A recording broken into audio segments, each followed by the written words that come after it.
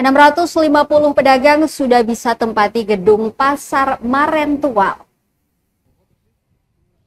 Pemerintah Kota Tual Provinsi Maluku telah meminta para pedagang yang berjualan di kawasan SPBU UN dan Mangon untuk kembali menempati Pasar Maren.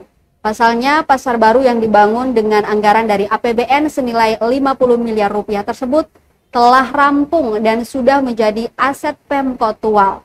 Usai diserahkan oleh Balai Prasarana Permukiman Wilayah atau BPPW Maluku menjadi aset Pemkot pada 11 Desember 2024 lalu, Pemkot Tual pun membuka pendaftaran bagi pedagang.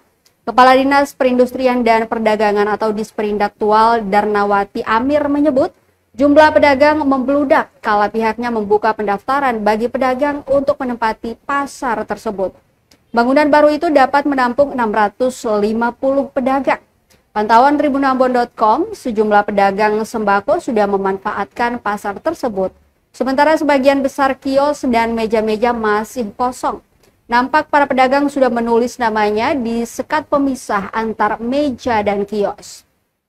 Darnawati menambahkan, pihaknya bakal menggunakan setiap ruang di kawasan Pasar Maren untuk dimanfaatkan secara optimal. Pihaknya pun telah menetapkan area-area khusus untuk menempatkan para pedagang berdasarkan kategori dan jenis dagangan. Pemkot Tual, kata Darnawati, tengah mengupayakan agar arus lalu lintas di kawasan pasar tidak lagi macet seperti dulu.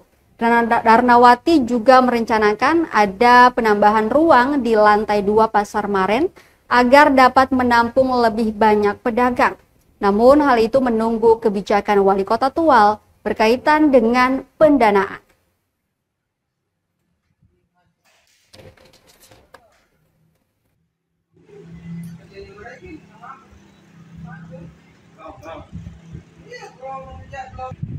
Download Tribun X sekarang, menghadirkan lokal menjadi Indonesia.